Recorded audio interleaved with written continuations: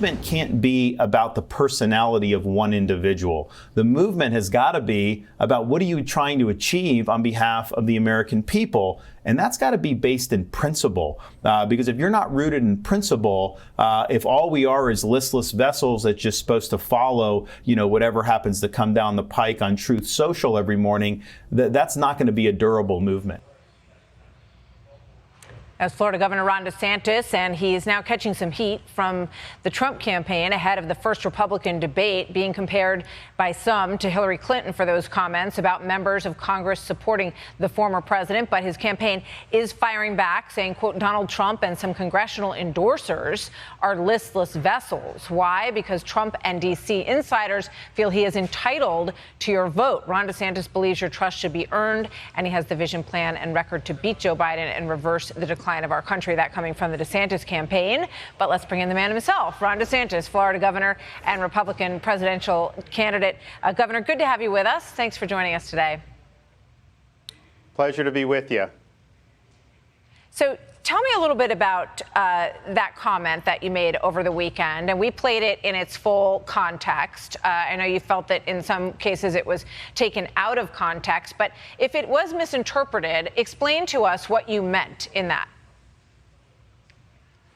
Well, Martha, every Republican voter I've ever come in contact with, whether they're strong for Trump, lukewarm, or anything in between, wants us to stand on principle when you get elected or if you're involved in this process. And I think one of the big problems with our party for many, many years is people say they're going to do certain things and then don't end up following through. And so at the end of the day, it's what are we delivering for the people that have put us into office? And in the state of Florida, I can say that I have delivered more for America First principles than anybody else in the country. I mean, we've prohibited the CCP from purchasing land.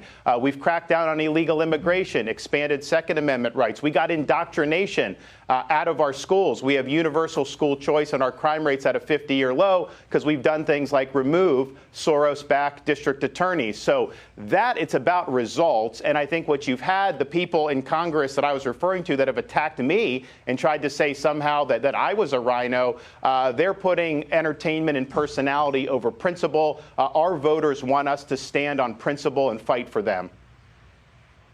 What do you think about the fact that the former president is not going to be on the debate stage next to you, and you won't get a chance to put this directly to him?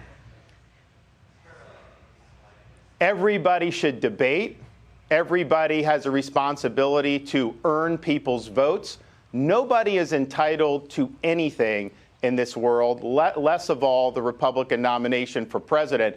So I'm going to be there. I'm going to be making the case. And this is really a great opportunity because I don't think very many people over the summer have been following it that closely. I think this is going to be the first time where candidates are going to be able to speak unfiltered to a large number of Americans. And so I'm going to make the case that under Joe Biden, this country is in decline. We need to send Biden back to his basement in Delaware and reverse the country's decline. And I'm the guy that can do it. I've proven it in the state of Florida, and I won't let people down as the next president. So there was a memo that leaked from part of your campaign from the PAC side, I believe. And in it, it said that you should take a sledgehammer to Vivek Ramaswamy. Is that what you plan to do on Wednesday night? Well, so that is not part of, that's a separate entity. I had nothing to do with it. It's not something that I've read, and it's not reflective of my strategy. So we're going to talk about what we're going to do for the country across a wide variety of issues. We'll be ready. I think that with Donald Trump not being there, I don't think it's any secret that I'm going to be probably the guy that people are going to come after. Certainly that's been true really since I got reelected as governor, whether it's the Biden-Harris administration, the liberal media, and then a lot of these other candidates. So we'll be ready to go, and we'll be standing our ground, and we'll be fighting back. What about Chris Christie? He's also come at you pretty hard. Do you expect that there's going to be some moments where you're going to want to put him in his place? He's doing very well in New Hampshire. I think he surpassed you in some of the polls in New Hampshire. He is not engaging at all in Iowa.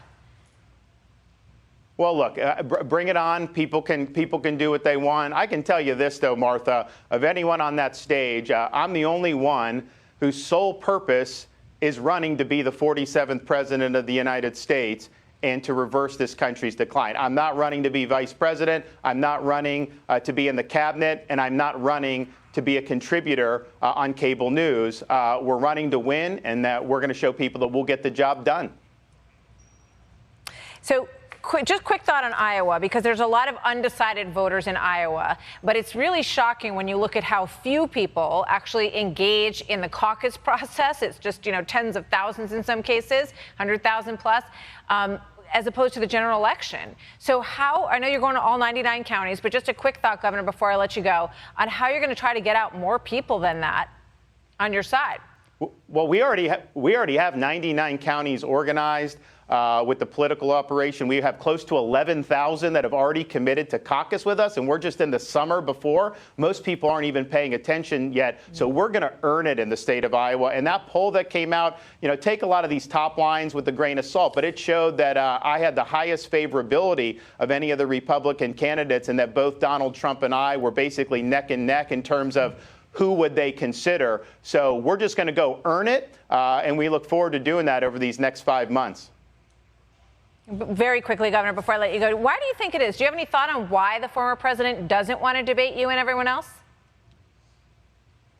You'll have to ask him. I mean, I think he has a great opportunity to come out and do this. I think he owes it to people. I don't think our voters, even people that appreciate what he did, and I'm actually one that appreciated a lot of what he did too, I don't think they're going to look kindly on somebody that thinks they don't have to earn it. I started off in my life working minimum wage jobs. I mean, I was a blue-collar kid. I didn't have anything handed to me, but I believed in America. You work hard, you can get ahead. That's what we should be showing for people. We shouldn't be displaying a sense of entitlement.